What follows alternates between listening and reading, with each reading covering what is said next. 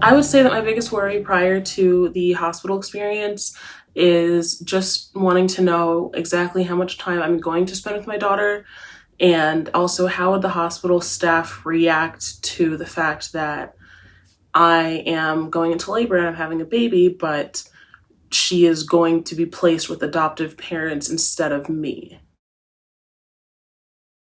So I did actually complete a hospital plan with my specialist and also with my OBGYN. She walked me through just everything that would happen and just a plan B just in case things didn't go as planned. And she also just reassured me just every step of the way, knowing that, hey, if this doesn't happen, then it's okay. We have a backup plan. And no matter what, we're going to make sure that you are as comfortable as possible in the hospital. I did feel prepared going into the hospital, knowing that I already went through the plan with my specialist and also with my doctor. And in my specific case, I actually had to be induced, but that was really the only thing that kind of caught me off guard a little bit. I knew that I had a due date, but I didn't expect for it to happen when I went in for something else. But overall, when everything was happening, I already knew, okay, well, this is just part one of the plan that we figured out. This is step two. And that did help put my mind at ease because it wasn't like I was just in this room and a bunch of people are running around and I'm being asked all these questions. I went in having a pretty good expectation of what was going to happen, and I felt kind of comforted knowing that things were still following the plan.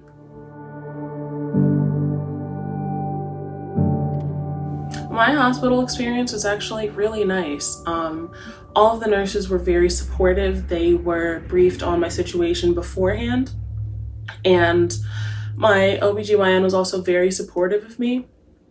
And the nurses actually had an extra room in the labor and delivery unit, and they offered that to my daughter's adoptive parents. So they were actually right next door to us, and they were able to take the baby for her feedings or just if my fiance and I needed a break.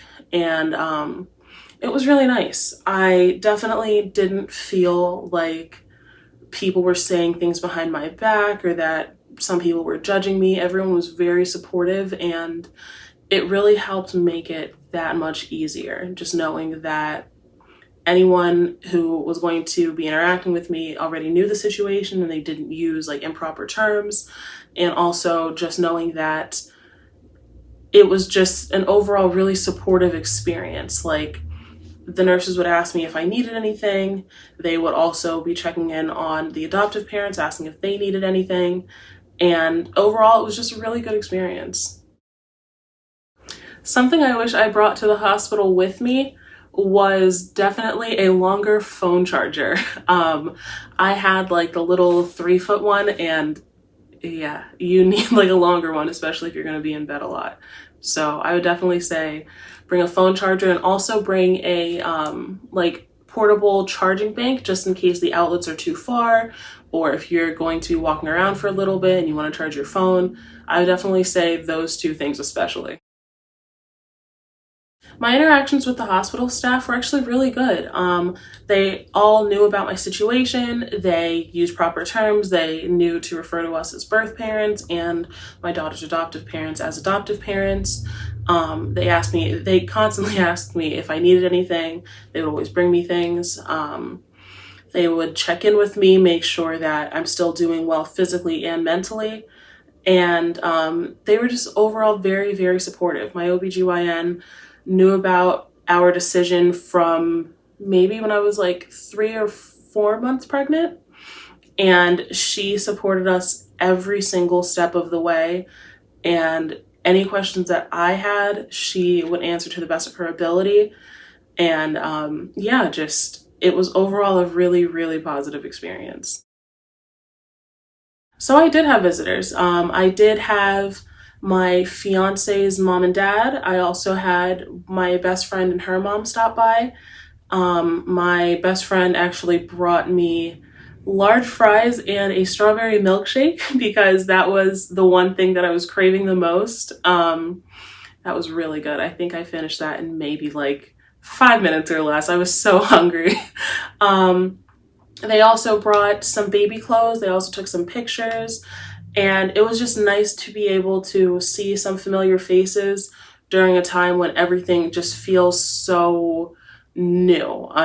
This was my first pregnancy. This was my first child. And it was my first time, of course, giving birth. And just with all the people that you see in a hospital, all the nurses, all the doctors, all the specialists, it was just really nice to see familiar and friendly faces and to be able to just have some time just to talk with your friends and to have them also check in with you and just make sure that you have everything that you need. From the moment that my baby was born, she was placed on me for skin to skin for the first hour. I also was able to breastfeed. I also met with a breastfeeding specialist during my time in the hospital. And we spent, I would say out of the 3 days that we were there, we spent over 48 hours with the baby directly. We were able to have her in the room while we slept. I actually held her for one of the nights and she slept on me as I slept. I was pretty much able to see her whenever I wanted to, and whenever my fiance and I just needed a quick breather, her adoptive parents were able to spend some time with her, get skin-to-skin contact with her, and also just take those pictures and make those memories as well. The contact that I had with the adoptive family, we actually met on the phone, I would say 2 or 3 months before I had my daughter, and we really clicked immediately on the first call. And then we exchanged numbers, we would text, we would FaceTime. And then they actually came down a week before my daughter's due date. And we met in person, we got pizza, we talked, we laughed. And I invited them to one of the last doctor's appointments that I was supposed to have. And my OBGYN actually scheduled an ultrasound. So the adoptive parents would also be able to have that experience. And they were in the room with me and they were able to see her on the scan, and it was just really nice. Then after the doctor's appointment, we all went to lunch and then we went on a walk. And it was during that walk that I thought that my water broke, and then we went to the hospital and I ended up having my daughter. The most difficult part of the hospital experience was discharge day, without a doubt. It was the first time that we were going to be separated. We weren't going to be very close to each other like in pregnancy, and she wasn't just going to be in the bassinet at the foot of the bed or just in the next room over. She was going to be hours and thousands of miles away.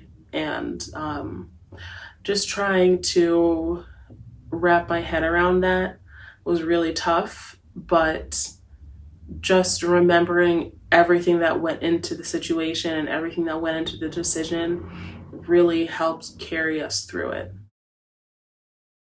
I did have support at the hospital. I had my fiance to lean on. I also had my OBGYN who checked in very frequently with me. She actually gave me her number for us to keep in contact just in case she was somewhere else within the building, or if she was off, or if she was in between patients. She would just send me a quick text just to see how I'm doing.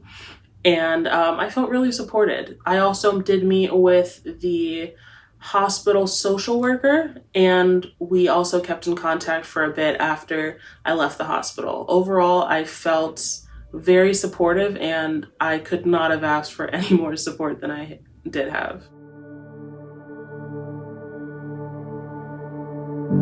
So the day of discharge was really hard. I'm going to be 100% honest with you. It was very tough. There were a lot of emotions involved. You just spent 9 months with your baby, with them and you feeling their kicks, you getting to see them on ultrasounds, and now for the first time, you are going to be separated from them. It's something that is very, very tough to try to understand in such a short amount of time. But there were a lot of tears. I remember specifically crying in the parking lot in my fiance's arms and just saying she was 100% safe and whatever she needed, she got when she was in me. And now she's going to feel cold, she's going to feel hot, she's going to be hungry, she's going to be fussy. And it was just a lot to try to wrap my head around at the time. But just knowing that we were very sure in our decision, we completely trusted the adoptive parents with her, and we knew that they were going to give her an opportunity that we were just not able to give her at that time. All of that just really helped put me at ease. And yeah, it was tough, but just knowing everything that went into this situation, knowing all of our thought processes that went into making the decision, knowing how well we vetted her parents, knowing how well we had those conversations and how deeply we got into those conversations, and just believing in them and believing in ourselves really got us through.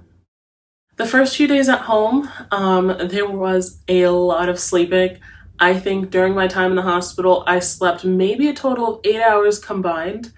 I was very sleep deprived. I was also very hungry. I remember the first thing that I ate after giving birth was a large pizza all to myself in less than 10 minutes. I may have set a new world record that day.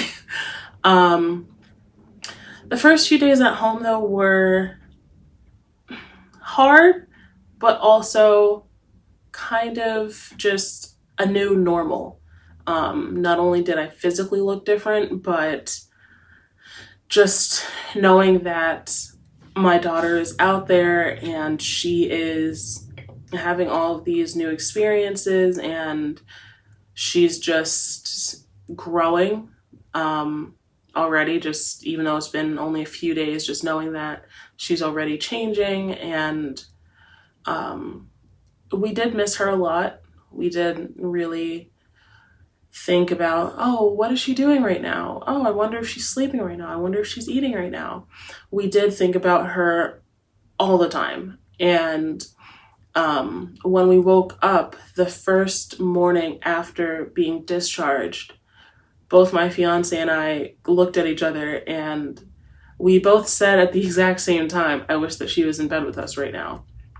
And we talked and we processed it together, and we just went over everything else, all of the things that we did to come to that decision, and we just felt reassured. I wish that I had known just how hard it would be on discharge day. Um, I wish that someone had told me that, hey, you're going to have a lot of second thoughts. You're going to have a lot of last minute, but wait, if we just move this around, if we just do this, or if we just decide to do this differently, then maybe we can change it. And I wish that someone told me that those thoughts were normal to have and that it's just part of the process, and that it's also a process that is very similar to grieving after a loved one has passed away.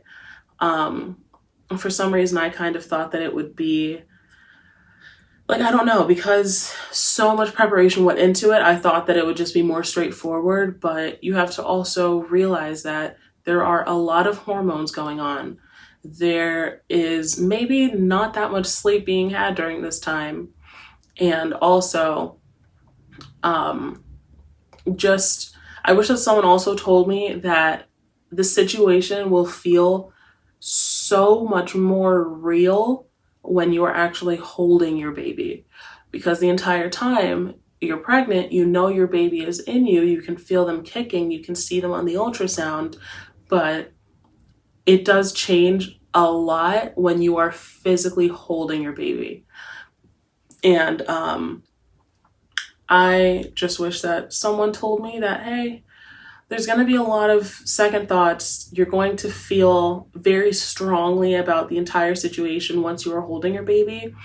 But just to remember that, again, all the preparation that went into it, all of the interviews that went into it, all of the personal preparation, mental preparation, everything that went into it was for a reason, and that you're going to be okay. But also the thoughts that you are having are 100% normal, and you should be allowed to feel them as deeply as you need to, and to also just go through it and come out on the other side feeling sad at first, but definitely better as the days go on.